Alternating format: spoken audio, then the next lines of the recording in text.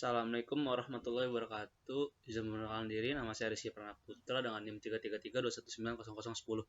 Di sini saya akan menjelaskan tentang analisa algoritma untuk logit regression dan analisa dan jalankan di komputer yang sudah saya ini.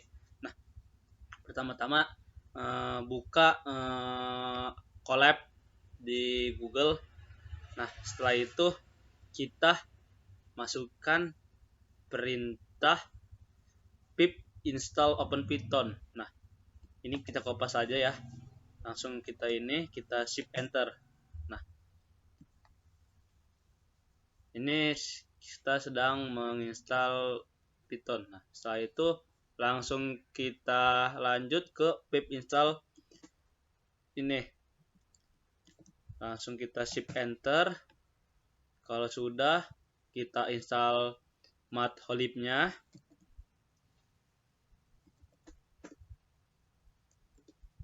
Shift enter.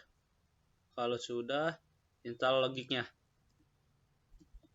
Ya. Nah, apa sih register logistik? Itu adalah suatu metode analisis statistika untuk mendistribusikan hubungan antara perubahan respon yang memiliki dua kategori atau lebih dengan satu atau lebih perubahan penjelasan berskala kategori atau interval. Nah, pada algoritma logistik ini, regresi yang diberikan itu kita perlu melakukan yang tadi import library yang dibutuhkan terlebih dahulu seperti library num. Nah, yang ini nih seperti library num. Kita kopas dulu. Nah, kita Ctrl V, Shift Enter. Nah, seperti library num merupakan salah satu library Python yang berfungsi untuk melakukan proses komputasi numerik. Nah, terus ada dia juga memiliki kemampuan untuk membuat objek n dimensi array. Nah, lalu ada ini nih, numeric scalaran. Itu dia merupakan sebuah modul dari bahasa pemrograman Python yang dibangun berdasarkan NumPy. Nah, fungsinya itu dia dari modul ini adalah untuk membantu melakukan processing data ataupun melakukan training data untuk kebutuhan machine learning atau data science. Nah, selanjutnya ada library yaitu import matplotlib. Nah, dia itu digunakan untuk memvisualisasikan data. Adapun library utilities, nah, yang digunakan sebagai memvisualisasikan klarifikasi data. Dia merupakan program Python yang digunakan sebagai library. Nah, setelah itu kita memasukkan data. Nah, yang ini visualisasi tadi. Nah, kita copy paste, shift enter, dia akan merunning. Nah, terus kita ini. Nah,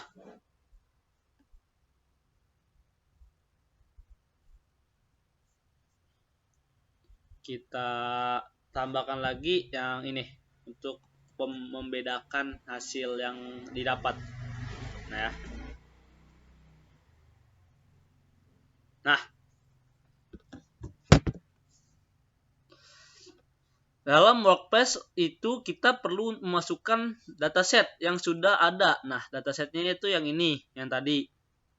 Nah, program ini dataset yang digunakan berbentuk array yang diinputkan ke dalam sebuah variabel X dan Y. Nah, selanjutnya si dataset ini dilakukan training menggunakan pemodelan linear model. Nah, yang ini linear model. Logistic regression. Nah, pada saat proses train, dia akan melakukan training dengan jumlah C yang berbeda pada percobaan yang telah dilakukan. Pada pengaplikasian ini, dia menggunakan algoritma regression logic yang dimana terdapat bahwa pengaplikasian ini akan semakin baik jika nilai C-nya, nilai C-nya ini semakin besar. Nah, pada gambar di sini C pertama itu yaitu 1. Nah, dia akan menghasilkan gambar yang ini. Nah, sedangkan C kedua itu yaitu 100.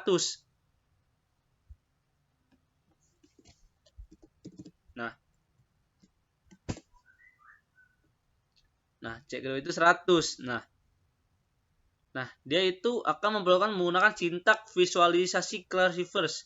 Maka hasil yang didapatkan yaitu pada gambar 1 dan 2. Nah, jadi semakin besar C-nya ini, maka dia akan semakin bagus. Nah, selanjutnya kita ke ini, decision trees. Kita membuat decision trees. Nah, ini langsung kita gedein aja buat nama. Nah, udah kayak gitu kita naikkan ya, jadi gini. Nah, habis itu kita Google Drive. Nah, kita enter, terus import memory S. Nah, ya sambungkan. Nah, ini kita sambungkan dulu nih ke Google. Rizky, Google-nya langsung kita izinkan biar dia langsung connect ke Google from Drive ya. Setelah itu kita ini import NumAS yang tadi, hampir sama penjelasannya. Habis itu dev visualisasi.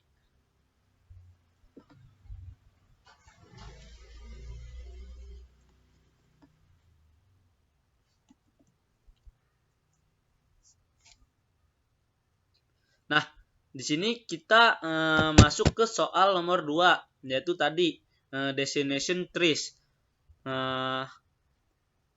Ya sudah, kita jalankan ininya, algoritmanya. Nah, kita inputkan lagi yang ini.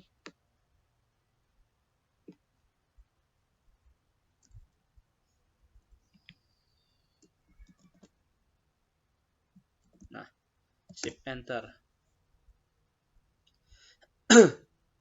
Maka dia akan menghasilkan sebuah data.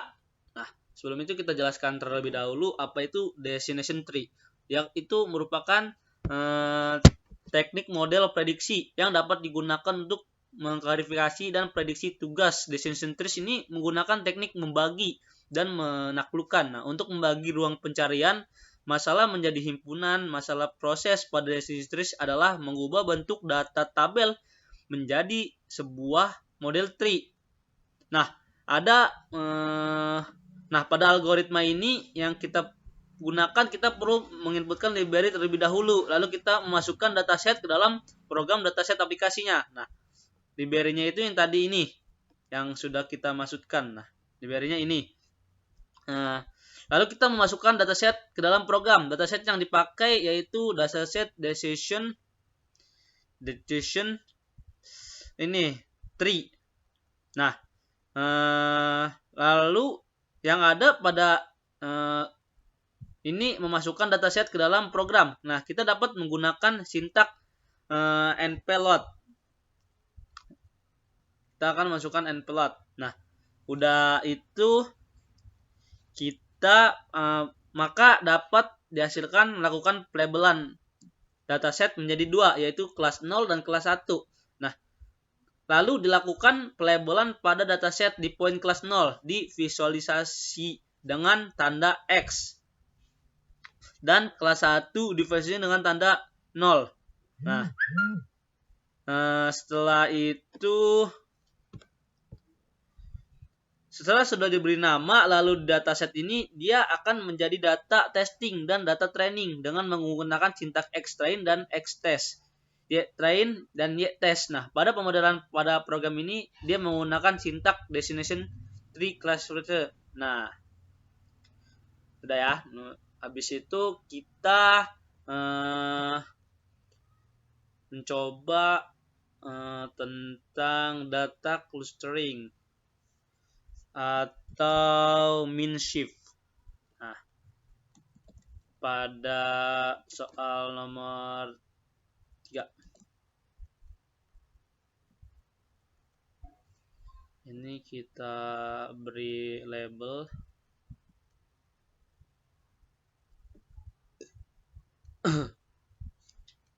Ini kita download biar nyambung ke ini Google Drive. Terus kita import.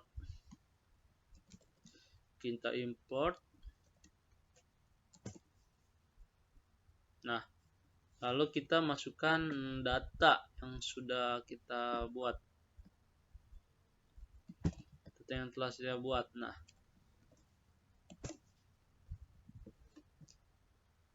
Nah, sebelumnya itu kita jelaskan dulu tentang min shift, yaitu algoritma pelacak objek yang cepat karena hanya mempertimbangkan pixel pada area objeknya saja. Selain itu, algoritma ini memiliki beban komputasi yang lebih kecil sehingga sangat sesuai dengan digunakan dalam kondisi waktu nyata dalam hal waktu eksekusi. Nah, pada algoritma yang digunakan kita perlu menginputkan library terlebih dahulu. Nah, library-nya itu yang tadi si import membeli ini. Nah, dataset yang dipakai yaitu dataset clustering. Nah, dataset clustering. Terus ada pada chapter 4 memasuki dataset ke dalam program. Kita dapat menggunakan sintak npload.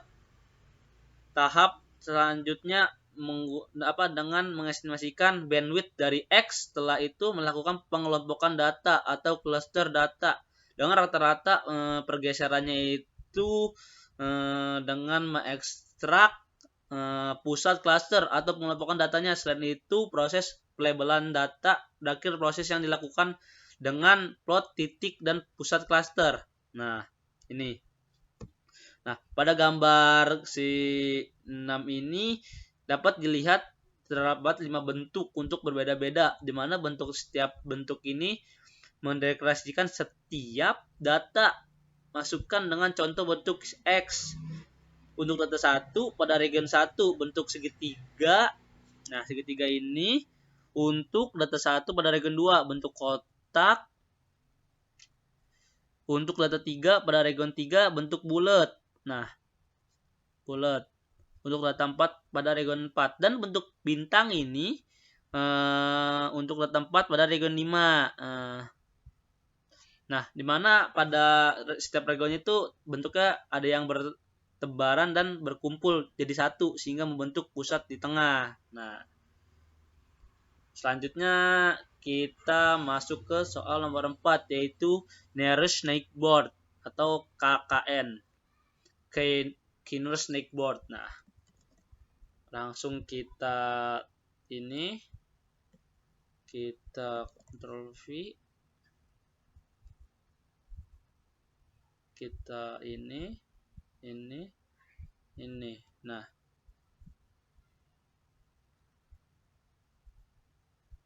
lalu kita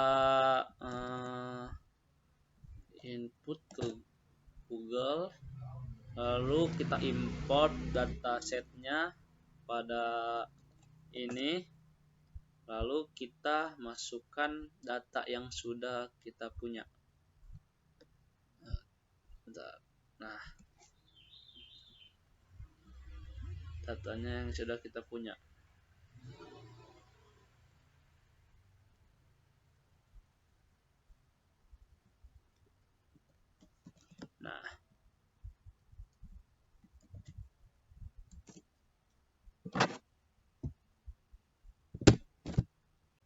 Nah, udah dapat datanya yang kita ini.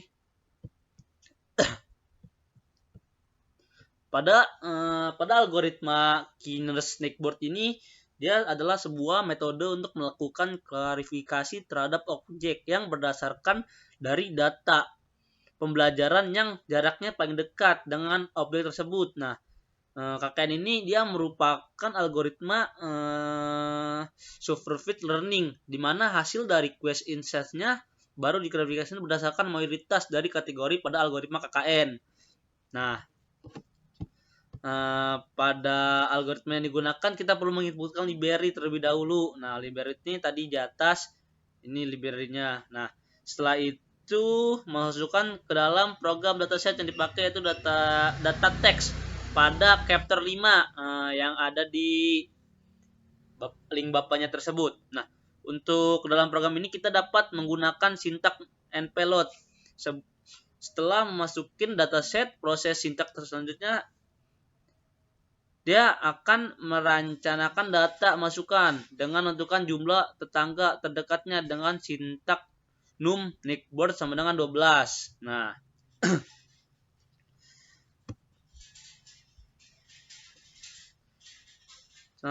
KKN ini memiliki data asli yang selanjutnya diklasterisasi, jadi informasinya masuk ke pelabelan. Bisa dilihat pada gambar 8 ini. Nah, dia terjadi pengelompokan di mana setiap area yang berbeda warna merupakan area dengan label untuk masing-masing KKN memiliki data Latin dan juga labelisasi. Nah, pada gambar ini di atas bisa dilihat ada bentuk yang similar atau masuk satu sama lain. Nah, udah itu kita masuk ke soal nomor 5, yaitu stats.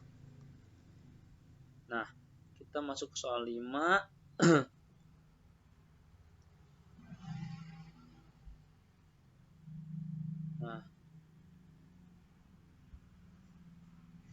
Nah, langsung kita install piplogicnya pada stats ini.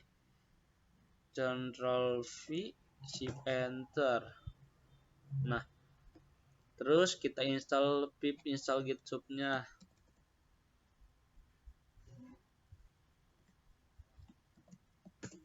Nah, langsung kita ini from logit imported yang didapat.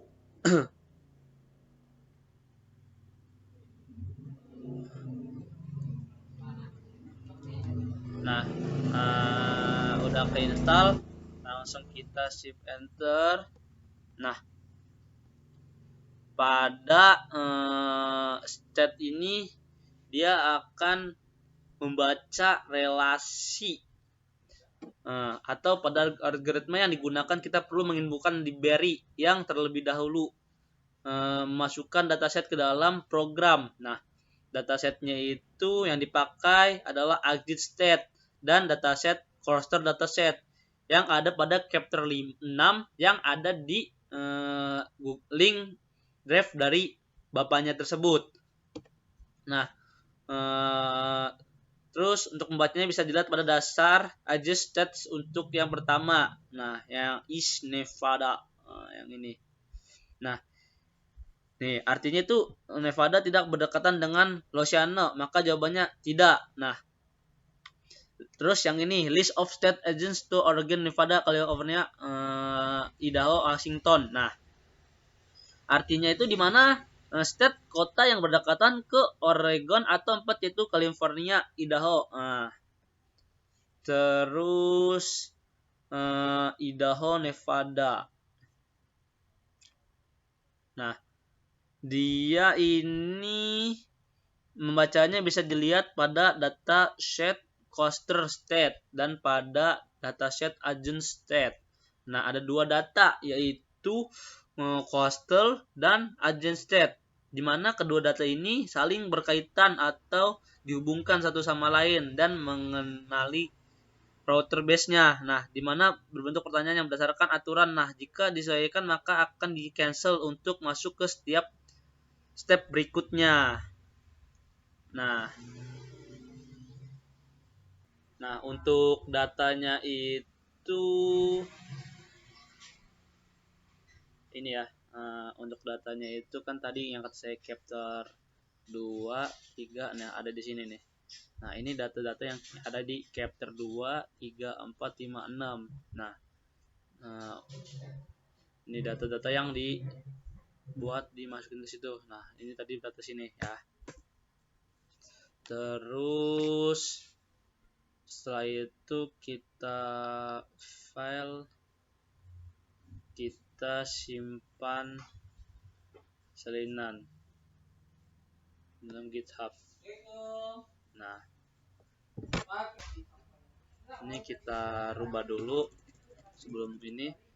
kita UTS AI.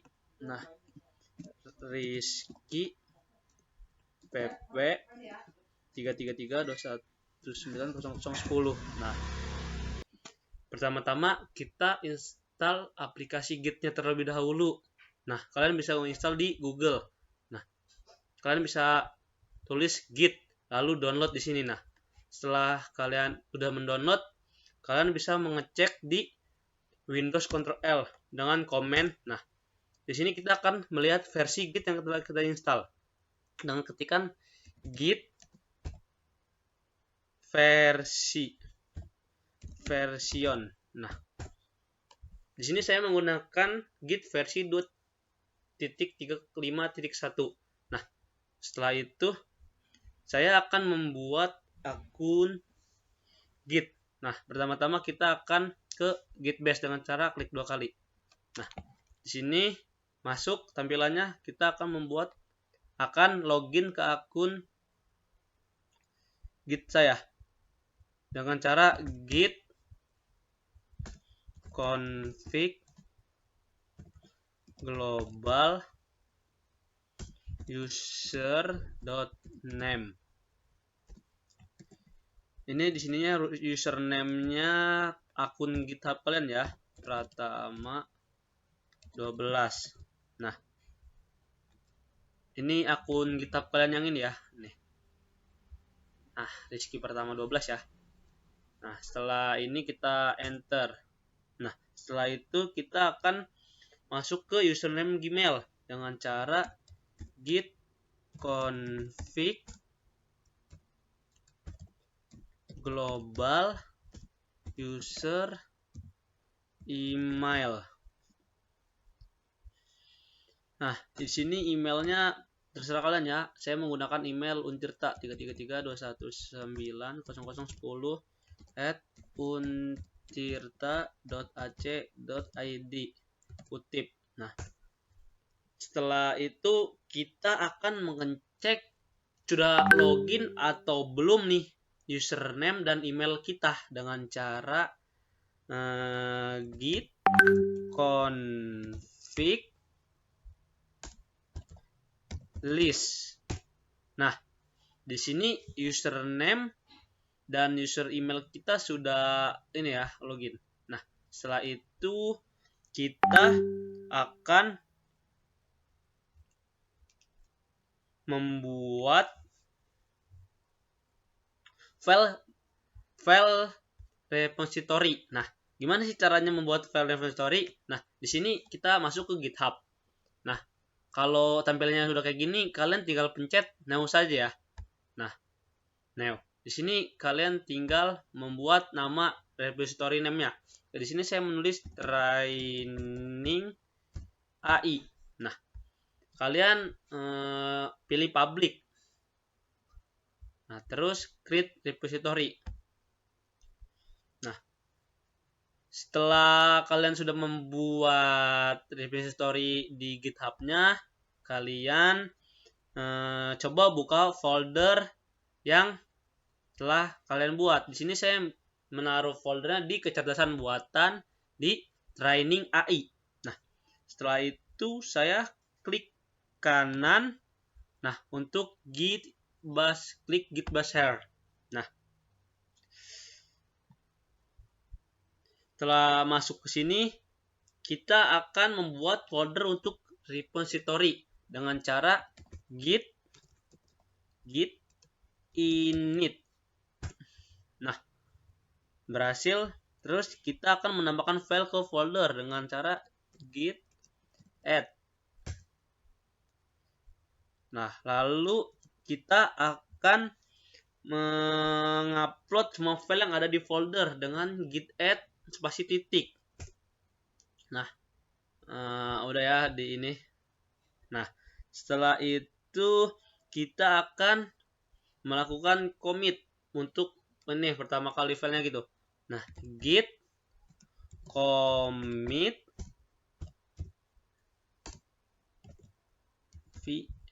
first commit ini pertama kali ya, for middle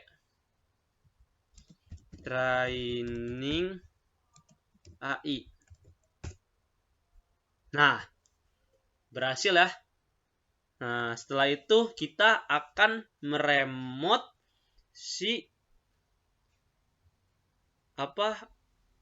datanya ini nih yang kita tambahin. Nah, melalui GitHub. Nah, dengan cara git remote add origin github.com. Ini make email make username ini kita ya, yang di sini nih, yang telah kita buat. Nah, di GitHub nih, Rizky Pratama 12. Oke. Rizky Pratama 12 atau nah, di sini kan nama judulnya training ya. Kita tulis training strip AI. Nah, .git. Nah, setelah itu kita enter. Nah, di sini dia udah tersedia ya. Nah, biar itu kita remove dulu dengan cara git remote remove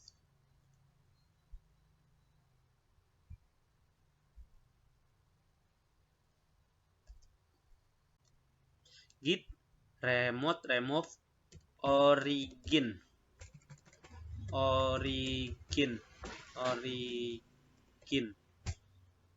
Nah, ini sudah remote, sudah kita remove. Nah, baru kita coba masukkan lagi. Nah, ini berhasil ya. Nah, setelah itu kita akan menfinalisasi nih si semua bentuk project yang setelah kita buat dengan cara git push min u origin master. Nah, sudah ya, berhasil. Setelah ini kita bisa mengecek apakah sudah ada di akun GitHub kita dengan klik ini, gambar kucing. Nah, sudah ada ya, training AI. Kita klik 2 kali. Nah, di sini ada file UTS AI Rizky Pratama dengan NIM 333. Nah, sini sudah kita buat ya. Oke. Mungkin segitu aja penjelasan dari saya, kurang lebihnya mohon maaf. Wabillahi taufiq wal hidayah. Wassalamualaikum warahmatullahi wabarakatuh.